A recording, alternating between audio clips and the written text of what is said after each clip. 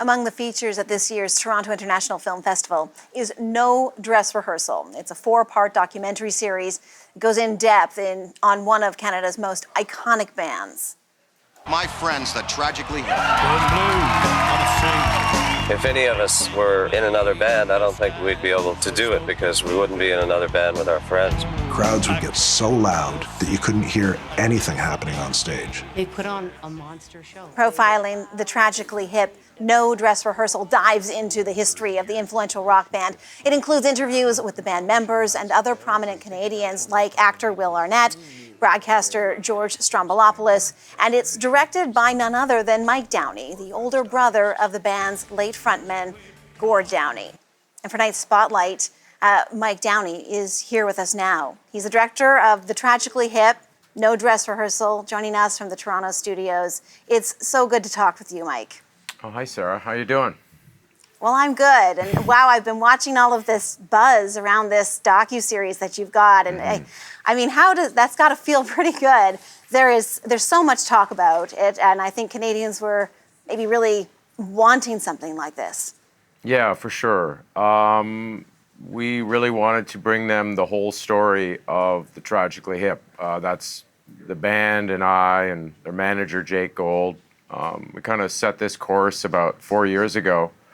And, really thought it was time to tell the whole story, warts and all. When you're in a band for 35 years, obviously there's many, many highs, especially with a band like the Hip. But also, there's forces that pull you together and there's forces that pull you apart. And we really wanted to get into all of that and understand, what it was that made the band tick. And what was it about them that I think Canadians from coast to coast for so many years just really connected with, really saw something of themselves in this band. What was it like for you to create this docuseries, not only about this most beloved Canadian band, but also, of course, your brother Gord? Yeah, well, it was personal. It was emotional. I really wanted to do it, and I really wanted to get to know more about, my brother. I wanted to know really all the ins and outs that went down all those years. But yeah, it was a real emotional, 3 years for me. I cried in my office when I was doing the research, going over his old notebooks. I cried behind the camera when we were doing interviews. I cried in the edit suite when I'd see a new cut of a scene or an act. So, and that was just part of it. It's a very emotional story. There's a lot of There's a lot of laughter too. So it's like life. It's just life is so complicated. And I'll say, Sarah, the more I think about it with the series, there's 4 episodes, but there's kind of 2 major parts. And one is the ascension phase of the band. That's early days. They're all high school friends in Kingston, and they come together in this band, and they go chasing down their dreams. So there's this sort of youthful exuberance. And then at a certain point, early in episode 3, I suppose, it sort of turns. And what happens is they become adults. They have families. They have, of their own. And I think that, when you think about the demands on the average person, you sort of times that by 5 or 10, when you're spending half your year out on the road and that kind of thing. So those tensions, I kind of want people when they see it, not to think about like, oh man, they didn't get along all the time, but more like, well, do the math, spend a lot of time with your high school friends for 20 years and see what cumulative tensions arise. So I kind of really like this idea that the second half is really just about the complications of being an adult. There's still great times, there's still great achievements, just that nothing is quite as simple as it was in those early days. Let me ask you, you knew your brother well, but was there something that you feel that you learned or that Canadians are going to walk away with that they might not have known about Gord? Absolutely. I think that Gord, what you'll learn about Gord obviously, I think people already know he had a really big heart. He really cared about things. He really cared about this country, cared about individuals. But what's really interesting about Gord is, for being such a creative force, he was a real systems person. And by that, I mean he'd do certain things like his entire adulthood. He was a very big believer in trying to capture the little things that were happening around him. He always had like a moleskin notebook in his pocket and a 4-color Bic pen in his other pocket. And when somebody said something that kind of just twigged for him, he would pull out the book and he'd write it down. And, you know, he had his day timer. My brother Patrick and I have all his books, which were very helpful in the making of this doc. But he had his day timer over here. That was all the different things he was doing every day. And then over here he had a different book for these creative thoughts that he had.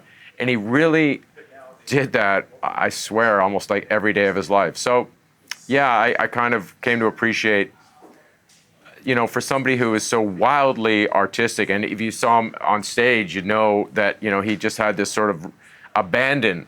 He could just let himself go on stage and inhabit these characters and do things like that.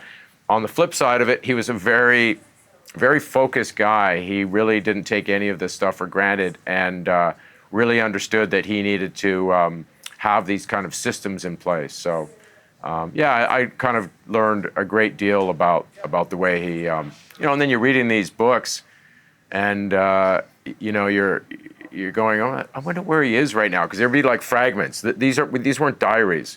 It'd be like just fragments, and you think, you see the rough handwriting, and think, I think he's in the back of a cab right now. I think the cab driver just said something that he wrote down, and then who knows, maybe it's going to be in a song one day. And I will tell you this, in those notebooks, there would be a shard, a line, and it would appear in a song, maybe not even in the next 6 months or a year, but 5 years later, because he was constantly going through these books and pulling these little nuggets out of them and fitting them into a song. So, yeah, my brother likes systems. He was a very organized guy. I'll tell you, Mike, I'm loving listening to you talk about it. I feel like I'm going to learn so much next Friday when this starts streaming on Prime, and the rest of us get a chance to see it. But so many, or some at least in Toronto, have had that opportunity. And I want to play a quick clip from last week at the Toronto International Film Festival. I feel like this was just kind of a remarkable moment. So let's watch this. Nice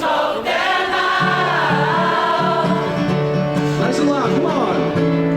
You are ahead by a century. You are ahead by a century. You are ahead by a century. I'm going to have to wrap with you quickly, but I got to know what was going through your mind when you saw that kind of love gather. You know, it's now been years. But that music continues, hey? It does.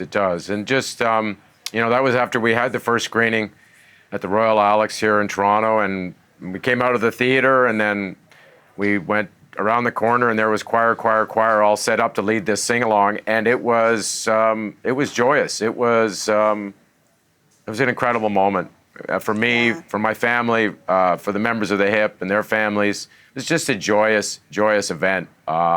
Yeah, I was really proud to be a part of that. Yeah, well, it was pretty cool to watch as well. Mike Downie, so nice to talk with you. Yeah, real pleasure, Sarah. Mike Downie, director of the Tragically Hip, No Dress Rehearsal, joining us today from Toronto.